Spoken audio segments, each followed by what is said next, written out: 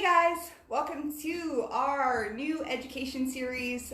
We're going to try and do one of these once a month. For those of you that don't know me, I'm Danielle. I'm the owner of Danielle's SOS Bookkeeping, and this is my second in command. This is Katie. Hi guys. Hi Katie. Everybody say hi Katie. For those of you guys tuning in, thank you very much for your time on a Friday afternoon. Obviously, there's a million places you guys could be. The weather is actually looking like it's summer outside, which means we are upstairs in the second story of our building, sweating our butts off to give you guys this tax talk. But it is so important to dig into this particular topic because, and we're going to go through a few details for you guys. But, you know, out of people watching, I mean, put your hand up just for yourself. Are you working from home? Are you working remotely right now? There has never been a better time for you guys to take advantage of conditions of employment. So this is going to be partially for employees and for employers. And we're going to explain kind of the quick and dirty facts about what you guys need to know, as well as hopefully help you guys determine whether or not you are eligible to make this particular claim. So what we want to do is explain kind of what conditions of employment are in the broad sense of things. So I'm going to let Katie do the explanation of what conditions of employment are, and then we're going to dig into some tips for making sure that when you are looking to add this to your income tax, that you're doing it correctly, you're preparing yourself as much as possible, and you're always maintaining your backup data, because unfortunately, because of the amazing benefit that this particular system offers to individuals, it's also at a higher likelihood for you to get audited. We've talked about this in previous talks though before. Just because audits happen, just because they do, it doesn't mean that you are a criminal. It does not mean that you are doing something wrong. It just means that because you could put whatever the hell you want on that line on your tax return, they have to do a little bit of auditing to make sure people are claiming things appropriately. So, Katie, go ahead and explain to us what conditions of employment are. All right, so conditions of employment. Now, usually you'll be working off of a T4 with this. You'll only be working off a T4. You're working 9 to 5, and it really depends on what your job requires you to do. So let's say you use your personal vehicle to travel around for your job. That is an applicable expense. Some people get allowances for that, and some people get to claim the full expense of that. So that's one reason why you would use a 2200. Let's say you're working from home right now. That is another reason to use a 2200. You get to claim some of your home expenses and some of your office supplies and cell phones. Usually you have to be working like a 9 to 5 job. You don't get paid to and from work. That's one thing that in audits, they definitely will bring that up. To and from work, no go. It's anything outside of that. Really important to know that just because, you listen to our talk and you're like, hey, that sounds like me, that sounds like me, that sounds like me. You're like, okay, this is great. You have to have the form signed by your employer. Yes. You can't just decide that you have conditions of employment. Now, with everything that we talk about when it comes to employees and employers, what we're looking for is communication. So what our purpose here is to educate both employers and employees. So when you're the employee side, it means that you are looking into this program, you're going, oh my God, that sounds like me. The onus is on you to go talk to your employer. Big myth that we deal with all the time.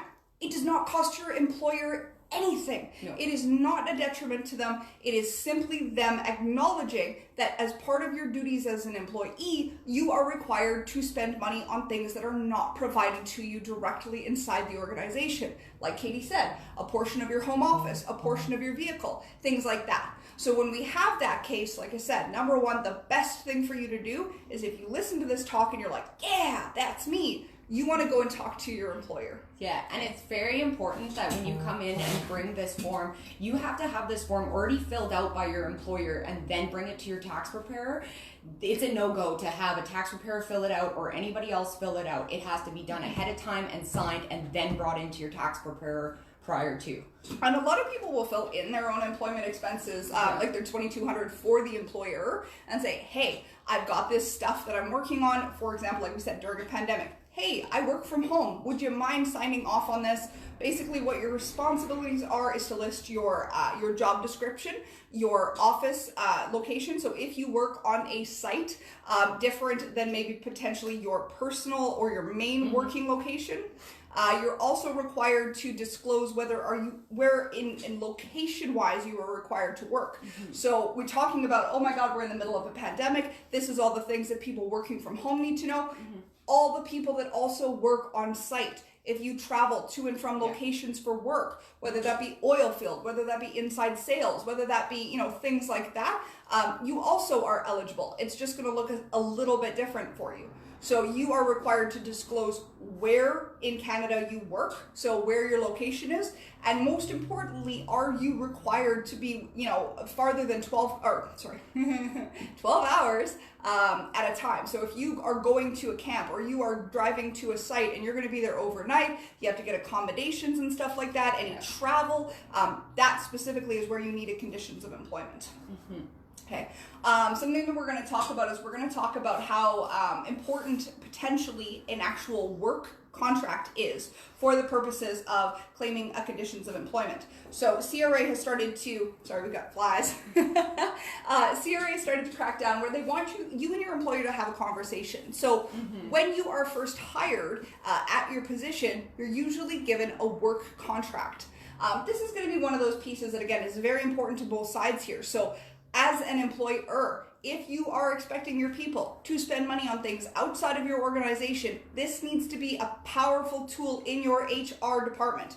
You need to be aware that this is something that you need to sign for your employees. Again, no detriment to you, but it allows them to, number one, claim something that's important. And come on, when people are being able to lower their taxes and they work for you, they're happier.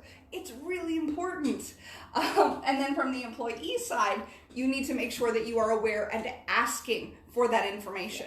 So again, comes from both sides. Really important that you guys know, number one, what you're entitled to, if it's applicable, and how to ask for it. And simply put, if your employer says no, really question them as to why. So if you are expected to, now like Katie said, if you're expected to just drive to and from work, no, that's not conditions of employment. But if you are required to drive your personal vehicle to a site, now you have conditions of employment. Okay, so we're going to go through a couple of, let's call it our top 5 tips to getting working expenses right on your tax return. So I'm going to let Katie do the first 3, and then I'll follow up with the last 2, and we'll see if we can give you guys just some easy to digest information. All right, so our first one is your work contract needs to include expenses. So usually when you sit down with your employer and you're signing your contract, they're going to outline what expenses you're responsible for. And this is great communication because when you have those T2200s, you want to make sure everybody's on the same page. Because the last thing you want is to get audited and they bring this to your employer and they're saying, I didn't sign off on this. I didn't say that. So, I mean, we really want to make sure that if you are going to utilize a 2200, put it in the contract, make sure everything is clean and clear across the table so everybody is on the same page. And then that just gives goodwill, and then you're good to go for tax season, basically. Well, and to be fair, too, employers appreciate it when the people that they're hiring are informed and know what their rights are. Like, there's a misconception, oh my God, you shouldn't know what your rights are because, oh my God, you're a liability employee. That's bullshit, okay? It really comes down to you guys having the tools, being entitled to have those tools, and then making sure you're being proactive so that it's written in, taken up front. Everybody knows what's going on because we have so many people that come during tax season and then they're like, well, I have all these receipts. And we're like, where's your 2200? And they're like, what's a 2200? I know I can claim the expenses, but I don't know what kind of form you're talking about. And I'm going, okay, so, Katie and I, when we're doing personal taxes, Katie is our main T1 person. So if you've come to visit our organization for personal taxes within the last 2.5 years, chances are you've come across Katie. Katie's job is to do your taxes, but it's not to be your mother. Okay, and I don't mean to be rude when I say that, but what our job is to educate you. Now, once we educate you, it's your job to go and follow through and actually get the information. I don't care if you walk into our organization and say, well, another tax preparer told me that they would do it without. We don't do that. Okay, at Danielle's SOS Bookkeeping, we are dedicated to making sure that we are being proactive beforehand. I don't like being retroactive if I don't have to, okay? It means you may not like the answer, but you're paying us for good advice, good service, and thorough follow through, which means if we say, hey, you need to go get this form signed by your employer, you need to do it, okay? And then you bring it back to us, we'll match everything up, because sometimes people will get partial expenses reimbursed. They don't tell us that. They go to claim 100% of the expenses, and we're going to talk about that a little bit more, but they'll come back to us and they'll say, hey, I've got all these expenses, and we're like, okay, and then you do produce the $2,200, and we're like, oh, look, you already got partially reimbursed for some of these things. That's important, okay? So honesty, communication, getting everything cleared up front, and when we ask you to do things, it's for a reason. Yeah, and another thing to keep in mind too is even though your employer filled out this form, CRA has the right to deny it, regardless. So I mean, not everything is solid in stone. So just be aware of that it's not what your employer says is end all be all. There is more to it. You know, you hate to think about the worst case scenario, but there are people that like convolute to basically cheat the system, right? That's not okay. There's a lot of gray areas when it comes to doing tax returns, let's all face it. This is not one of them. Okay? Like we said, this is one of those categories that just unfortunately gets audited most of the time. Yes. That should not deter you from claiming it because it's such a powerful deduction. Let's put it in perspective. Getting employment conditions of employment expenses on your tax return has the same value to you as putting money into RSPs. Let's think about that for a second. That's awesome. You know, maybe you're not putting the money actually into your RSPs, but it's a dollar for dollar reduction off your taxable income, which means, for example, I've got $47,000 worth of T4 income, but I've got $7,000 worth of expenses. You've now dropped yourself a tax bracket. You have gotten yourself to the point where you're paying 5% less personal tax. Yeah, and that makes a huge difference. It does. It really does. But that's the reason why you can expect that CRA might audit it, because you're looking at it going, oh, that's important, right? You know, so just again, things to be aware of. All right, so let's go through number 2. Number 2 is having the right document. So as Danielle said, actually having that form ahead of time, the 2200, that is what the form is, signed, everything ready to go.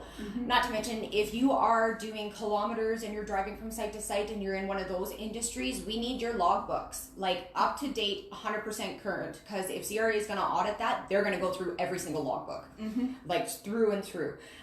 We need to know the times and dates that you're going out to places. We need to know where you're going, and we need to know how much, whether you had accommodations or meals. So basically keep all of your receipts on that. Write documents for home expenses. We need you to keep your utility bills, your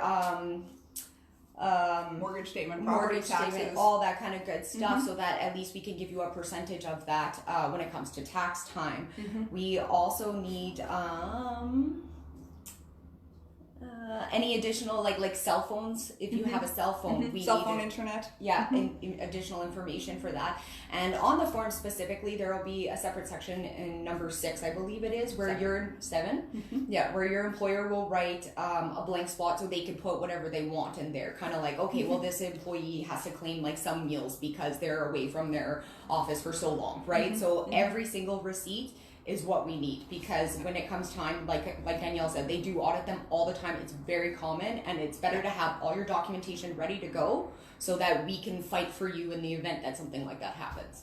Well, absolutely, right. And the cool part about the form is it actually takes all the guesswork out. So if we're talking about lines on the 2200, so number 7, where you put whatever is applicable. Number 6 is a dedicated area to basically explain what if you've gotten partial reimbursement. So what's involved with that. So we're going to talk about it a little bit more. But for example, if you get a partial kilometer rate, but the general rate for all of Canada is higher, you can claim the difference. Maybe your deal with your employer is that they will reimburse you for your travel expenses, but not your meals. So accommodations and flights. Great. There's a spot where they need to fill that out. So it actually says, okay, this employer this employee had, say, $10,000 worth of travel expenses, but we reimbursed them for 8. Great. Now we know that we can claim the other two grand. That's awesome. We need that disclosure. CRA needs that disclosure. Your employer needs that disclosure. It's stuff like that that keeps the whole working relationship really, really honest. Okay, so when you go through the form, the really great part, like I said, takes all the guesswork out of it, makes it really easy. But you have to know that stuff so that you can, be prepared when you sit down. It's like things like you have a vehicle allowance. Well, people go, what the hell is a vehicle allowance? Well, a vehicle allowance is when your employer gives you a flat amount every month. Now, when you go in and you add up all your receipts, which, you should be diligent for, lots of people don't because they're like, I get a vehicle allowance. I don't need to claim anything else. And we're going, no. It might be higher. Yeah, or you're being taxed on that vehicle allowance, and it'll be in the very bottom of that. So that amount, if that's taxable, we can deduct from there. And that's what we want for you guys, because you're being taxed on that income that they're just handing to you. So if we can lower that as much as possible, that's the goal. Yeah. It's things that show up in box 40 on your T4. So if you've got information and you get a T4 from your employer in January, February, and you're like, hey, there's information in my box 40. What does this look like? That's where you start to dig into it a little bit better and go, was some of this benefit taxable? Was some of it not? Because if it's in box 40, it's been included in box 14. Come on, Katie, stop kicking the table. I'm sorry. The cool part about this is when we try to do videos, we're not polished. We're real people sitting down trying to give you guys information. So if we kick the camera or burp, we're doing our best. But yeah, so it's all those things that, like, again, the whole purpose of this talk today is to go through some of those finite details to make sure that you guys understand the scope of how powerful this document is.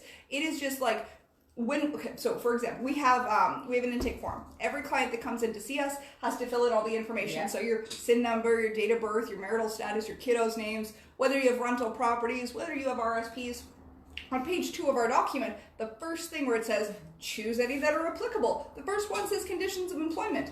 99.9% of people will go, what is that? What is that? I don't know what that is. Can you explain it? So Jocelyn, who's our admin, if you call our office, you will speak to her. She is constantly fielding answers to this question. So it's one of those things that, there's information out there if you know about it, but it's not one of those blinking lights that's like screaming at you in the face going, you need to claim me, you need to claim me, you need to claim me. It's like, it's out there. And so lots of people don't know about it. So when we sit down and we do tax returns for people, we're looking for things like, hey, what's in box 40? Do you have employment expenses? Are you being reimbursed for expenses? Things like that. Because like Katie said, if those reimbursements are taxable, now we want to go in and just make sure that we're basically sorting everything out. Anything that we can physically deduct from your T4 income. So again, maybe drop a tax bracket, things like that. It's stuff we want to pay attention to. Okay. So you kind of went through number 3 a little bit, but let's really hammer on this point. So specifically, the one thing that we really, really want to hit home is the logbooks and the kilometer ratings, because like I said prior to, they definitely go through those like word for word, dollar for dollar, every single logbook. We absolutely need that paperwork, and if you're claiming a 2,200 for kilometers, you should not be doing it without a logbook. Well, and there are really easy apps like MileIQ and things like that. Or if you use, for example, if you ever have yourself just a personal, some people will use things like Mint. Mint is a personal budget software. It comes with a built-in kilometer app, like right in it. Even QuickBooks does the kilometer logging as well. Self-employed contractor, sole proprietorship QuickBooks costs between $5 and $10 a month. If it's something that you're having a problem with as far as due diligence, it will also let you capture a copy of your receipts and keep all that data electronically so that you don't need to carry the physical paperwork. And then the best part is you can give us your login at tax time. We'll go in, we'll pull everything we need. And it keeps things really simple, and you don't have to cart around the big ugly box of stuff. Which we have no problem with the big ugly box of stuff. But the cool part is we're getting into a much more digital world, which means that CRA has had to come around. They're not happy about it, but they've had to come around to the idea that we can use things like apps to make our lives a little bit easier.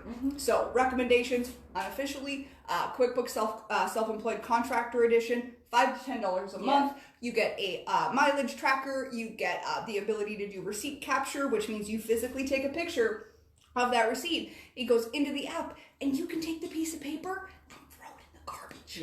It'll never go away. It'll never fade. It'll never anything, because that's the worst thing is when you get audited, like, and let's say you don't have your receipts anymore. CRA is not going to give you credit for a faded receipt. They're not going to give you credit for anything that they cannot see black and white on that documentation. Well, the other thing to keep in mind is people will come to us and they'll be like, okay, so I've got all this documentation. I've got bank statements. Is that good enough?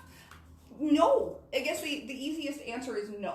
Yeah. Sometimes we can make a case for people if we're sitting there and we're going, okay, so I've got like 99% of my receipts, but ooh, I've got this like 1 or 2 gas receipts that I don't have. Could I bring you a bank statement and highlight them? We can probably write a letter with all the rest of your documentation when we send it in and say, hey, my client is human. You know, they've got 99%, or, you know, I usually say the ratio is about 80 to 85%. Yeah. If you've got 80 to 85% of your receipts, we can make a case for you. But if you come in and you're like, well, I've got like 30% of my receipts. Yeah. Can you work with that? We're going, we can. We might make you sign a letter that says, if it gets rejected, this is all on you. So realistically, no. Just act like it's a no. If you act like it's a no, you act like they're going to reject it, it makes your life a lot simpler because you're not, you know, sitting there on bated breath going, ooh, they said they would take it. Yeah. We're saying, chances are they won't. Yeah, and this is one of those things that it's harder to fight for if you don't have receipts for it. Like, it really is. Like, if you have a sole prop and you go through an audit, it's easier for us to object and say, hey, okay, like, here's the conditions, here's where it sits, right? But if it's on a 2200, it's pretty cut and dry. Yeah. Like, very cut and dry. So it's like, this is one of those areas where you definitely need to be on top of that. So, I mean, the phrase is you need to be a paperwork rock star. You need to have documents. You need to do something. So, like I said, this is us sitting here going, digital is actually sometimes way better. If you're having troubles, you know, keeping track of all your receipts, you're having trouble keeping track of all that paperwork, get yourself into an app. Honest to God, the cool part is if you are required to keep employment expenses and you say to your employer, so I'm really terrible with my paperwork, would you mind it if I claimed the cost of my software as part of my conditions of employment? What do you think they're going to say? Probably, yeah. They're definitely going to go for it. And that'll be one of those things in box 7 that they'll say, we're going to put the cost of your software because it makes your life easier and our life easier.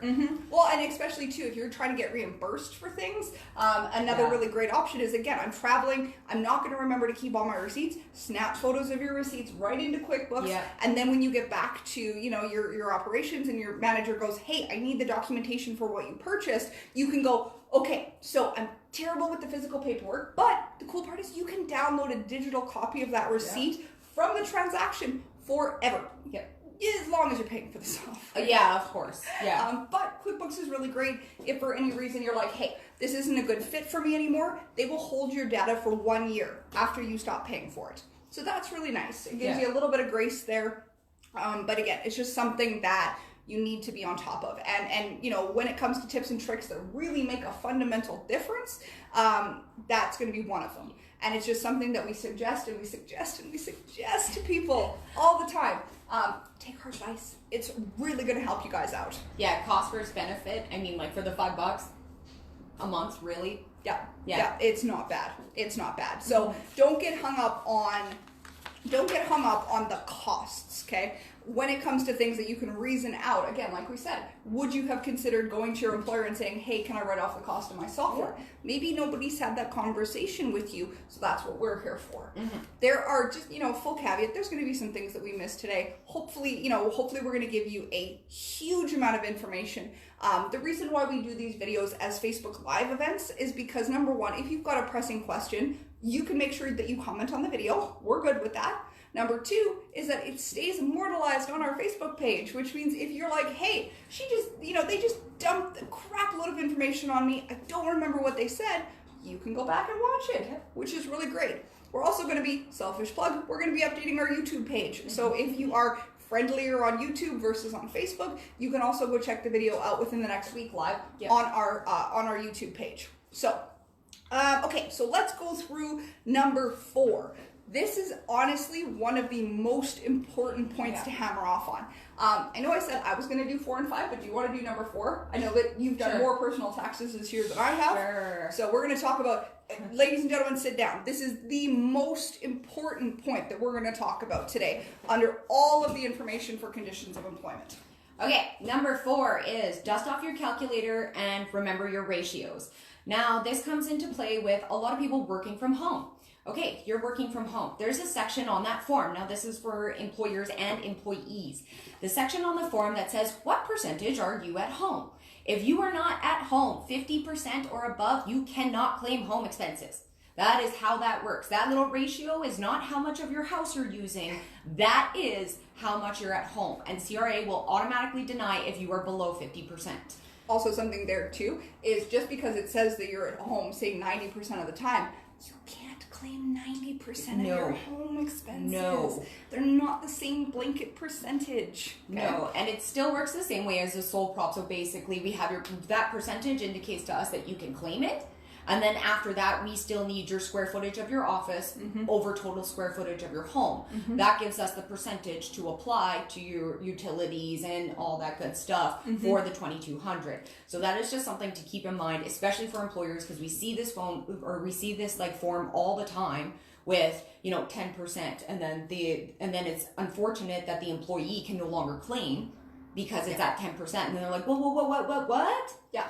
Now, to be fair, you could have an employer fill in and say, okay, so you're actually not working more than 50% at home. That does not negate the first page where you can just write off like your actual other expenses. That is isolated very specifically to home office expenses. So if you're like, okay, well, I drive to and from site, but I work at home 20% of the time, we're going, okay, so you can't claim your home office expenses specifically because it's not above 50%, but you've got regular mileage, other kilometers, other travel expenses.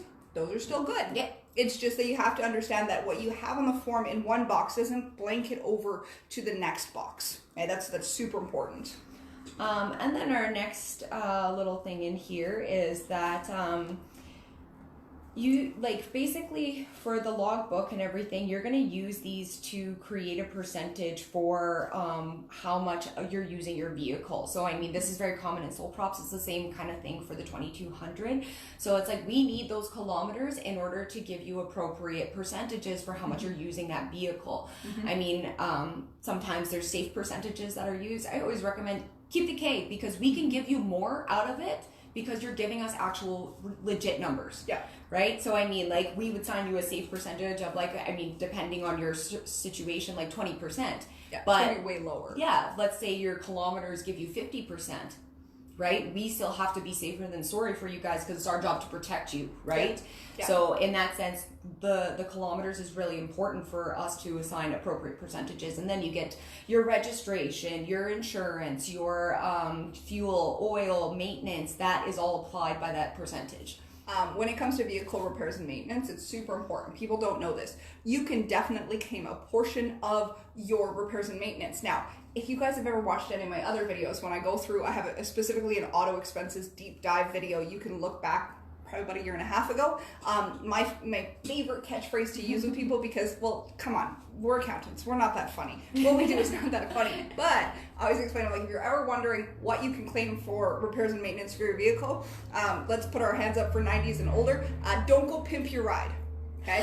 That's my horrible joke. Yeah. But it makes sense. When people sit there, they're like, functional. Oh, okay, so you can't put a fish tank in your back seat. You're good. Yeah. You can't put spinny rims on your car. You can't put buggy eyelashes.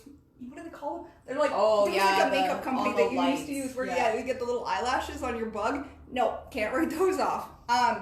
Something else to keep in mind too is if you are required to decal your vehicle or have contact information or advertising for your employer while we're talking about vehicle expenses, also something you should be making sure they reimburse you for or allow you to claim a percentage for conditions of employment. This one's super important if you're a realtor.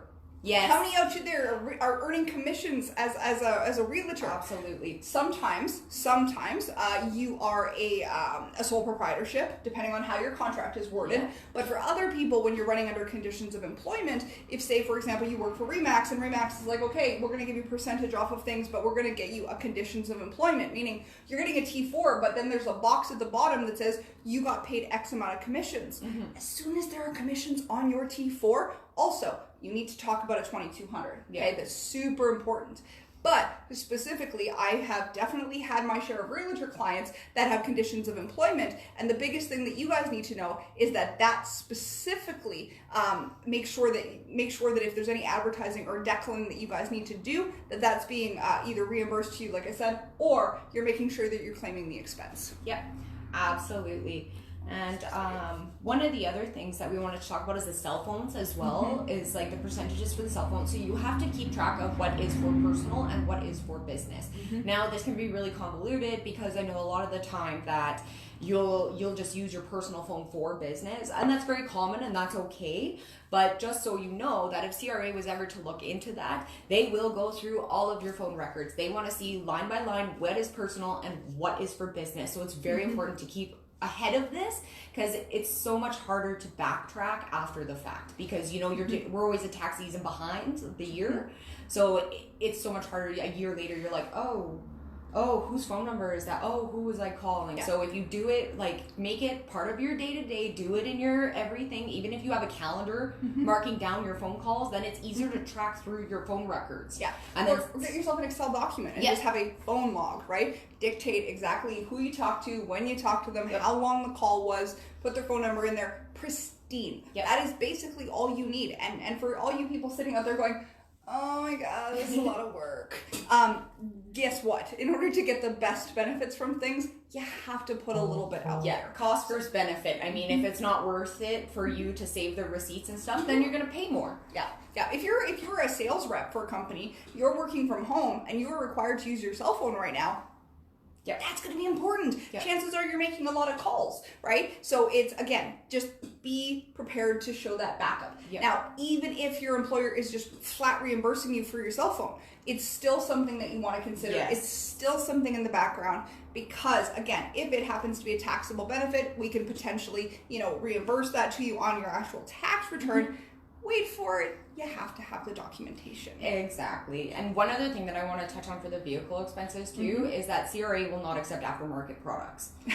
They will not. So if you're buying a muffler from Joe's Blow, like off of the internet from God knows where, they will not take that. They will not. So no aftermarket products. The hardest I've ever argued is if you are, say, purchasing something from like a Facebook buy and sell group, say like, oh, I bought tires. Make sure you screen cap it. Make sure that you put all the contact information. Basically, make sure that you legitimize it as much as possible. But Katie's right. They can definitely take non-official receipts and expenses and stuff like that and say, it could have been your brother. It could have been your spouse. It could have been your, mother's cousin 3 times removed. So, you basically, when you're coming up with expenses, you want to put yourself in the shoes of CRA. I know, it's terrible. But you have to sit there and go, if somebody from CRA was interrogating me right now, would I have a plausible explanation? Now, as long as you've got a plausible explanation, we can argue for you. We're happy to do that. But if you go in and you say, it takes like 3 trips a month. I spend $400 a month on gas. Blah blah blah. And we're going, but do you? But do you? And it's our job to question that. It is absolutely our job to question that, because again, it's our job to protect our clients. So we don't want to put you in a situation that you may not know. And something happens, and then you can't back it up. Also, going back to the advertising and declaring, that doesn't get shared at the same percentage as your regular vehicle expenses. That actually goes under advertising and promotion, which can be specifically on like that main expense line. Something where advertising and promotion comes in really important. Insurance sales people. Hey, all you insurance people out there, when you are buying gifts and you're saying thank you to clients, you're buying bottles of wine, you're doing stuff like that. You're doing cigars, welcome wagons, cigars, all of that stuff. That is client gifts and advertising and promotion, and it needs to be specifically outlined on that first page, number 7. If you're pulling up the document, Google it. We're going to put the direct link to the form in the description of this video after we're done talking. But it's first page, T2200, conditions of employment, CRA's Facebook. Needs to drink more coffee. CRA's website will have the official form. I'm also going to link kind of the essential guide to everything you can claim for conditions of employment. Like we said, we're going to touch on kind of the most important things that we see when we do tax returns today, but of course we're going to miss some things. So I'll make sure that link is there for you guys so you can dig in, you can look at exactly like the whole gamut. They go into depth. Yeah. Now, the difference between reading a stock document like that versus having a personal preparer do your taxes, we kind of know where some of the gray areas are. Okay, so your job as an individual is to educate yourself, read the form, read the stuff online, and then go, okay, this, and this are applicable to me. It says this, but I've got it, slightly different like this. Would it be applicable? That's what we're here for. Yeah. So after this talk, you're going through it and you're like, hey, I've got a question. It kind of sounds like something that you guys are talking about. What do I do? Message our Facebook page. Jocelyn will direct you to, either one of us that can answer the question, or she is awesome. She's totally knowledgeable. Give her a shout. Anything that we can do to personalize the experience for you, we're super happy to do that as well. Absolutely. Awesome. All right. So something else that we're going to touch on with, with this for ratios and what's applicable and what's not. Internet. Internet is another one. Cell phone and internet, like Katie said. Sometimes you can get reimbursed for your internet usage if you are, for example, jumping in and you're doing quotes in software, you're in your email all the time and you're working from home. That you get a percentage of that. So there's two kind of groups of people. There's people that will track it and say, okay, I deserve more than what my standard home office percentage is. And people that go, just lump it into my home office expense. If you are wanting to claim more than kind of that basic home office expense level, you need to be, again, prepared to prove it. Now, that's impossible. I don't know what the hell, how do I prove how much internet usage I use? Again, get a log. Just track it out by the date or put it in your calendar. So today I sent 4 quotes. I researched 3 different things, blah, blah, blah. Here's kind of the websites that I went to. I mean, I know that it sounds like a lot of work, but when it comes to getting, access to the super powerful tax credit, it's worth it. Katie said, cost benefit, right? What is it going to cost you? It may not cost you dollars, but it will cost you time. But when it comes to how much you do, and for all you people working from home, right now, you're working from home anyway. So stick an Excel document on your desktop of your computer, and every single day, do like a timesheet for yourself, but do it in, under the guise of, this only benefits me. It's not for my employer. Maybe you have to keep regular timesheets for your employer already, but if you don't, make sure that you are being accountable for you, because this is not about taking care of your employer. This is about taking care of you, the individual. Because, like I said, conditions of employment for employers, no detriment to you, no real effect, other than making sure that you're being honest and transparent about things like how much you're paying your employees for a vehicle allowance, how much you're reimbursing them for, how much they actually have to spend time at home, etc., etc. Okay, so, but other than that, it doesn't cost you anything. So you, the individual, take care of you, the individual, because that's kind of, we said we'll do this talk for both sides, not only the employers, but also the employees. So just, keep that in mind. Okay. So something else we'll talk about as far as ratios and how much and what's applicable. The one thing that I want to talk about is supplies. Okay. So supplies is such a dirty word. Because sometimes it is. Oh God, some words when you're like tax preparers versus when you're just the individual, we're like, ooh, are they supplies or are they supplies? Supplies are really important because, for example, if you're like, hey, stationery, well, you need to clarify with your employer whether that's covered under office supplies, right? And what that means and what's applicable, right? If and something else to keep in mind is that CRA will sometimes do, average cost versus what you actually did. So say, for example, you are a pen, you are a pen lover. You love really fancy pens. Yes, this is a valid example, okay? Seriously. Yeah, it really is. Like, you love fancy pens. Well, your employer says that you can claim some office supplies, and you come in and you're like, well, I can only work with $80 pens. It's all I can do. They're amazing. I love them. They make me better at my job. Yes, I've had this argument. She has too. You can't necessarily write off $80 pens. So maybe they'll look at your employment expenses and go, okay, so, this is applicable, this is applicable. You know what? Instead of claiming $80 pens, we're going to give you kind of a blanket flat amount at like $10 a pen, right? And that's a really expensive pen, even if you're just doing $10 a pen. But there's lots of people that really do go kind of over and above and like, oh my God, I have to have the best of the best. I don't care whether you have the money to pay for it, okay? That's not what we're talking about. We're talking about, functional. CRA's interpretation of your data going, okay, it's really great that you spent this. We're not questioning that, but we're saying, is it appropriate? Does it make functional sense? Yeah. There is some comparative nature to what they do, so they're going to look at everybody kind of doing the same thing that you're doing. Situation. And they're going to, again, is it prudent that you are spending top of the line dollar on, maybe having hippopotamus stickies?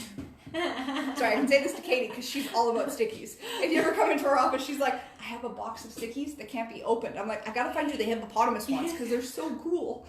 You're not supposed to tell everybody that. Oh, come on, everybody has a dirty secret. I drink too much coffee. You like sticky notes. But seriously, some of them are pretty awesome. I have no idea where she finds them, but that's gonna be her secret. That's gonna be like her anniversary gift. I'm like, here's a box full of stickies, and she's gonna be like, everybody else is like, yay, I don't get it. I don't get it. See, for her, we know.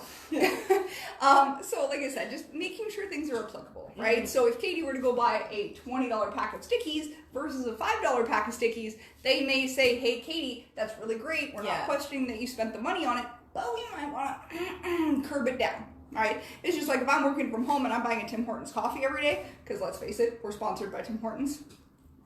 But I drink a lot of coffee. And for any of you guys that know that, that's my crutch. I drink a hell of a lot of coffee. So if I'm working from home and I go get myself Tim Hortons breakfast every day, that may not be appropriate under meals. Yeah. Okay? You are physically going to buy yourself coffee. Nobody's questioning that, but they may look at that and go, that's not essential to you being able to work from home. Okay? So again, reasonability, does it make sense? Is it functional? Are you really pushing the envelope? Because for as many people that would not think about really abusing the system or pushing the envelope, we see a lot of people that do. All the time. Okay? And again, just the accountability for who we are and what we do is to make sure that we are informing you ahead of time going, not really reasonable, and you may not like the answer. Again, same thing. You could say, oh, well, I had another tax preparer. They decided that they would do it. It was not a big deal. I'm really, that's great. But that's not who we are. Why? Because we've been doing this for more than 5 minutes. Yeah, and the reality is a lot of those employers don't know how to fill out those forms. So a lot of the time when it comes to us, these people, like I said before,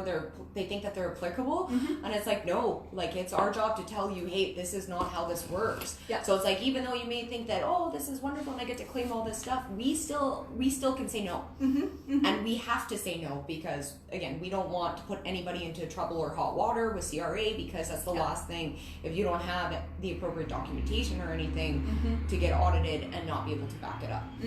Well, and the funny part is like I said, just making sure that things are appropriate. So this is from the employer standpoint. So I'm the employer in this relationship here. If I say to Katie, okay, you're working from home right now, I need to know what's appropriate as well. So I need to say, okay, I will, you can claim office supplies, but it's also a little bit of onus on me to be able to have the conversation that says, don't go over and beyond. Make sure that you're claiming appropriately. You're not pushing the envelope to the point where, again, Katie goes, I know how much Katie loves sticky notes. I'm not going to sit there and say, make sure you spend the most, most expensive thing, because we're really talking about that functional nature and how it applies. Yes, and don't think that we don't know that when you're buying back to school stuff for your kids and putting that in there, we know.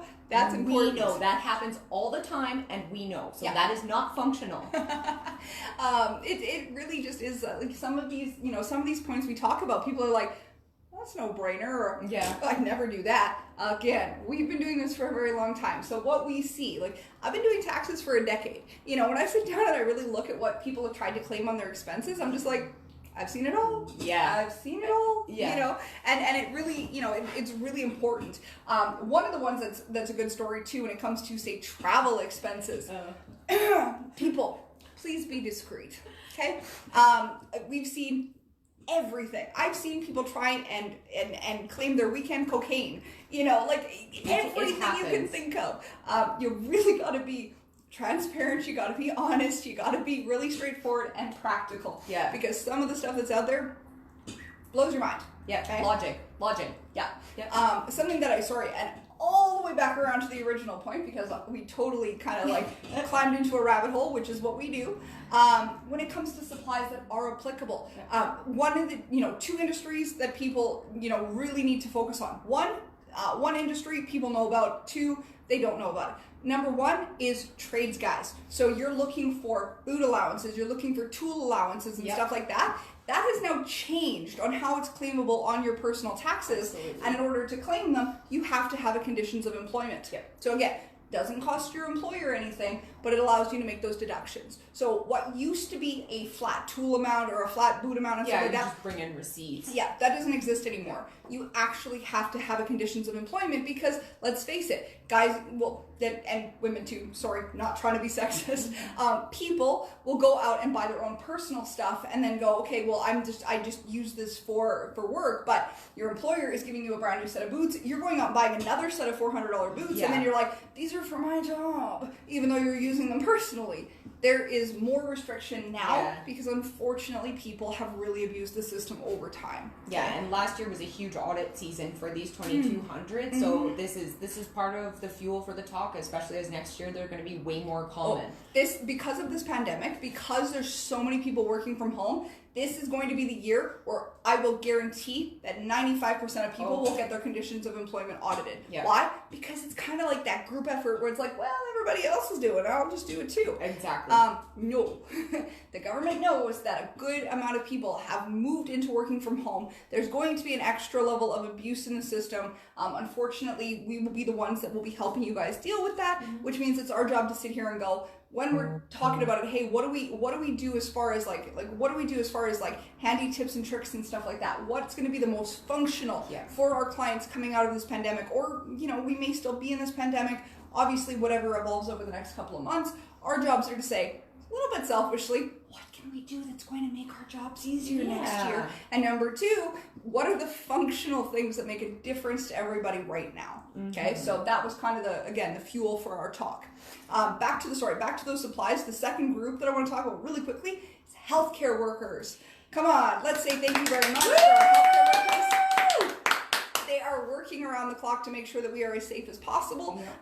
Nurses, doctors, admins out there, do you have to buy specific uniforms? Do you have to buy scrubs? Do you have to buy shoes? Do you have to buy other things that are not reimbursed to you? Get yourself a conditions of employment. That is so important. How many nurses will wear shitty shoes because they aren't supplied any kind of benefit in order to get new ones?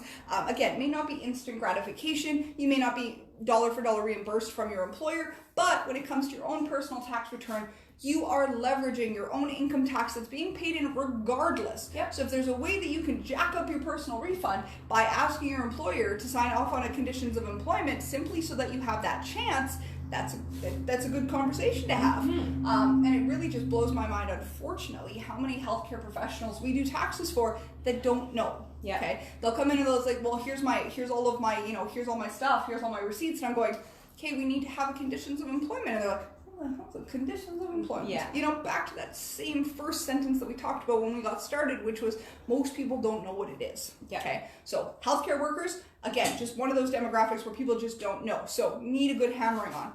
Number two, or I guess one and two, trades guys, people that are working on construction sites. Yes, we know about it, but do we know about the most recent change, which is that now those receipts have to accompany a 2200?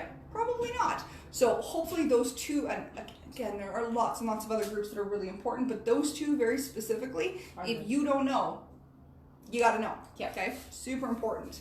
I guess we've talked about, so back to our kind of our handy five tips here that are going to help make your life a little bit easier. We've kind of talked about, number 5 a lot already, which is keep your records handy even after you file, which means, again, get yourself either a digital app like QuickBooks, filing cabinet, something that just keeps you organized. Something that people will ask us too is, how do I categorize or how do I organize my receipts? I think it's worth spending 5 minutes to just quickly talk about that. When you are claiming conditions of employment, first of all, no GST. Okay, you don't need a GST number for conditions of employment. Yes, we've been asked about that. No, you don't need GST. It's not like a sole proprietorship. Okay, that's super important. Number 2 is, oh my God, I had my brain there. Sorry. What was I just saying? Categorizing receipts. Oh, yes. Sorry. Not enough coffee. It's Friday. The second one is, do I need to sort it by the month? Do I need to sort it by the month? Do I need to sort it by, the quarter? What do I need to do here? Not by date, by type. Okay, so all of your fuel receipts together, all of your repairs and maintenance, your insurance documents. Now, all your home office expenses can go in the exact. That can all just get lumped together. But if you're proactive, again, wait for back to those Excel documents. Get yourself an Excel tracker and just track every single month. Okay, I made a direct energy payment of this. I made an F-Corp payment of this. I made a property tax payment of this. Or my mortgage payment and utilities are lumped together. Really important for home office expenses. You cannot claim your mortgage payment as a blanket amount, okay? You have to get that handy little document that they send you in January every year, which specifically states out just the mortgage interest. Okay, super important. Lots of people will bring us, okay, well, I make this much of a mortgage payment biweekly. And I'm like, okay, that's great, but I need the handy form that the bank gives you. I didn't get one of those. You can ask the bank for it. Okay, they will email you that document. Super important. If you try and claim your just blanket mortgage payments, you get audited, they will get denied. Okay? And it's harder to go back and say, okay, well, I have all of this principal and interest payment, but now, I only want to claim the interest. CRA goes, well, why didn't you do that in the beginning? And you're like, but yes, you will probably get it, but it's going to be a hell of a painful process. Because as soon as it looks like you're being untruthful, they go, right? So you want to just make sure that you're well informed, that you're only claiming what's applicable, and that you make sure that you have the proper documentation. So in order to, to basically say, okay, this is how much my mortgage interest was, all you need to do is send in that form from your bank. The annual statement. That's really easy. So if you ever needed, a bank teller at a bank can make sure that you get that information. But just call in, look, say I want to talk to a mortgage specialist, they'll pull up your file, they'll send you that document. Super easy. Okay? Very important. We can hammer on this all day, but I mean the really important part is that you guys keep your records. Okay? Huge. If you're like, hey, I'm not sure if this is applicable, number one, either give us a call. We're happy to advise. Or number two, keep them. Just keep them. Yeah, because we can always review when you bring them in, and we'll say, and we do sit down and we say, okay, this is applicable, this is not applicable, so then next year you're in a better spot where you know what you can and can't claim. Yeah, that's super important. The worst conversations we have with people are, I didn't know about it, so I didn't keep it. Right? And to be fair, the whole purpose of this conversation is if you've ever been in that boat, hopefully now you've got a little bit more information to digest, a little bit more information to go through, and making sure that you are a little bit better educated moving forward so that, when it comes to this conversation, you're like, I never have to say again, I didn't know. Right? And two, there's a portion of people that will sit down, especially given the nature of our business with the SOS in the business name. We get people that sit down with us and they're like, hey, I've got 5 years of taxes. I have conditions of employment for all those years. And they're going, I have no receipts. Honestly, it sucks. Okay? It totally sucks. Not knowing what you didn't know really sucks. But the entire purpose of the education that we give clients is to make sure that you can say, hey, I didn't know that, but now I know better. And you can only do better once you know better. Okay? You can Google until you're blue in the face about, being an employee, but if you don't specifically know to search conditions of employment or what you can claim as a write-off, you won't even know to Google it. So don't feel bad. Okay? There are some things where we go, common sense. Okay, that's great. This is not necessarily one of those things. Okay, so if you've ever had an employer that also was not educated, then you're just kind of sitting there going, okay, I didn't know. Okay, so again, why we wanted to hammer on, not only from the employer side, but also from the employee side, because both sides are so important, and having that healthy communication to go back and forth, so important. And honestly, communication gets so underrated, but it really makes the difference because, like I said, you're responsible for taking care of you. And when you come to see us, we're responsible for taking care of you. And earlier we were talking about that. It's like we need a full disclosure. So it's like, think of us as your doctors.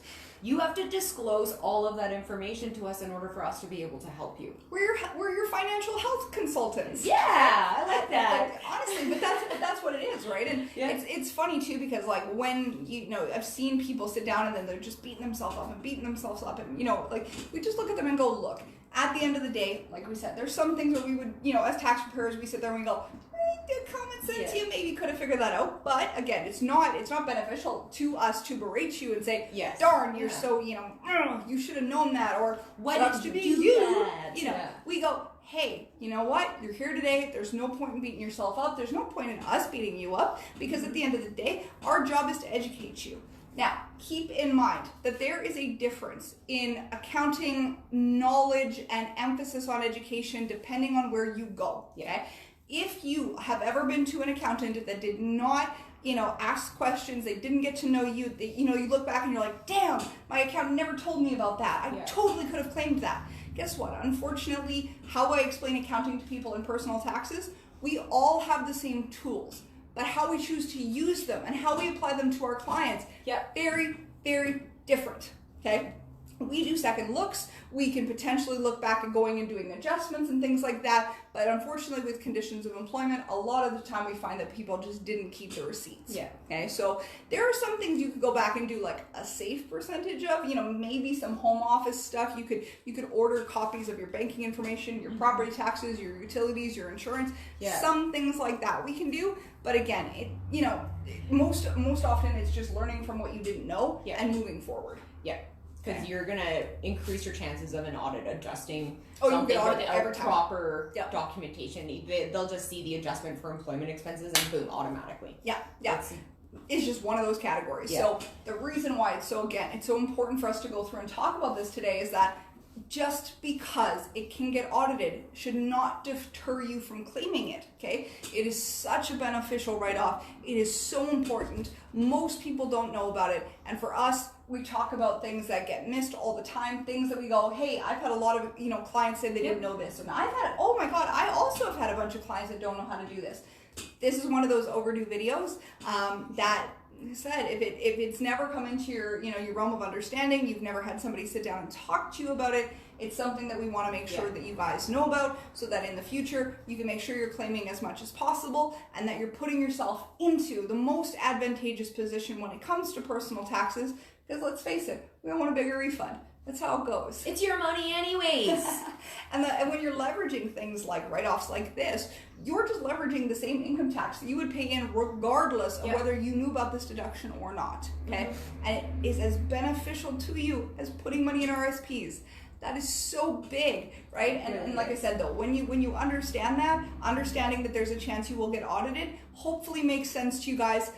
If you come and do taxes with us, we're going to make sure that we, number one, inform you. Number two, that we're there to help you, okay? So when we sit down, you bring us conditions of employment, we're going to go, okay, here's what you've done, really good.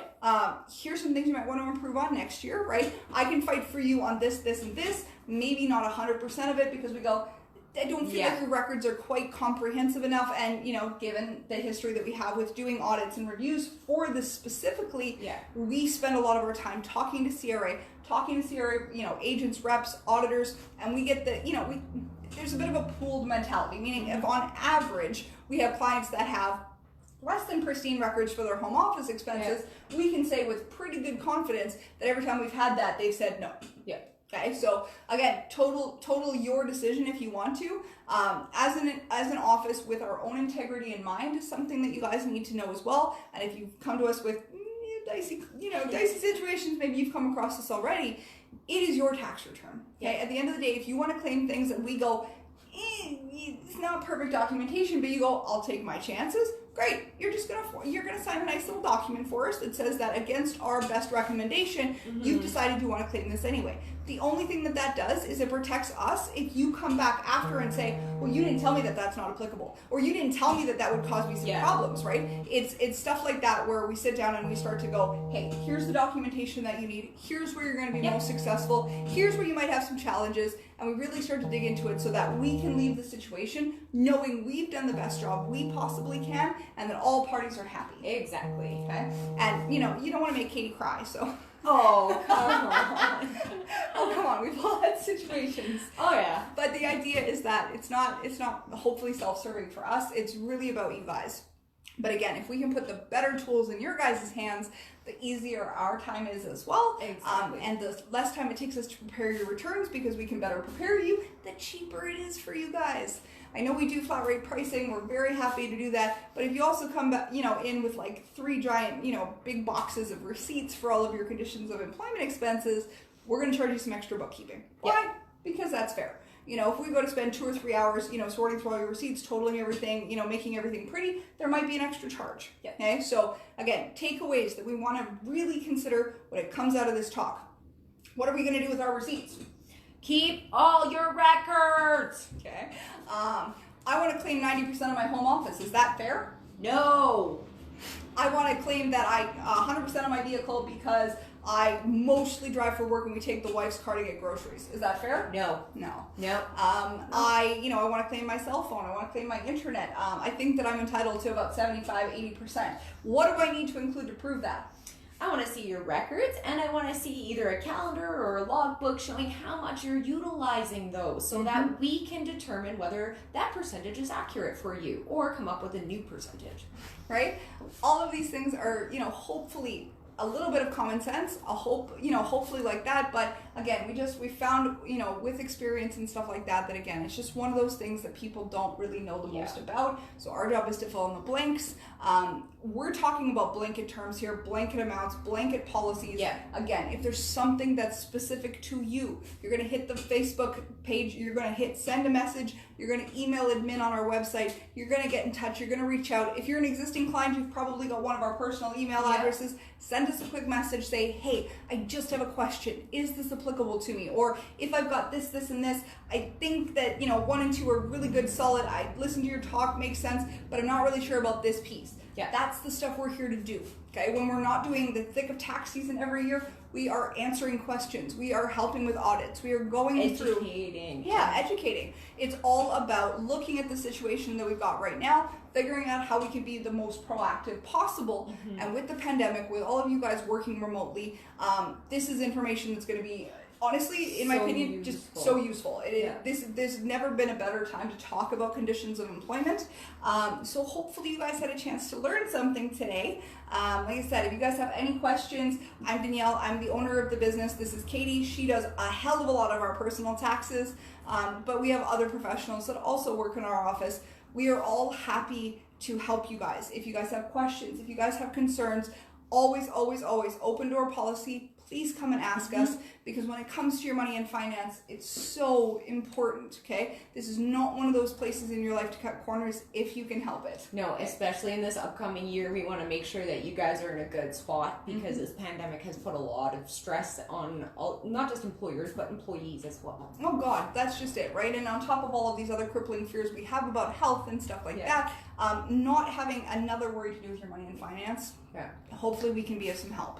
So, thank you guys so much for taking some time with us on a Friday afternoon. Most of you, this probably crossed over your lunch break. I guess we kind of timed our talk so that hopefully if you did happen to have a couple minutes and you could tune in, you could hear us live. Otherwise, this video will be posted directly to our Facebook page. We'll throw some links up there for information that you guys need, as well as if you have not already joined us inside our Danielle's SOS Facebook group, you guys need to jump on in there. I'll be putting some more additional resources over the long weekend. Jump in there, again, it's no big deal, but we share a couple more tidbits in there just so that you guys can stay involved.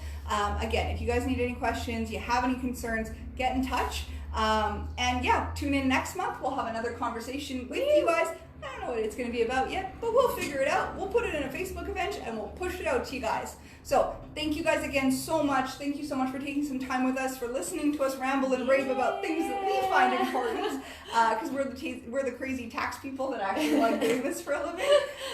But it doesn't have to be boring. It can be fun. It can be kooky. It can be, hopefully just very genuine. And again, just thank you very much for your time. We will talk to you guys later. Bye. Bye.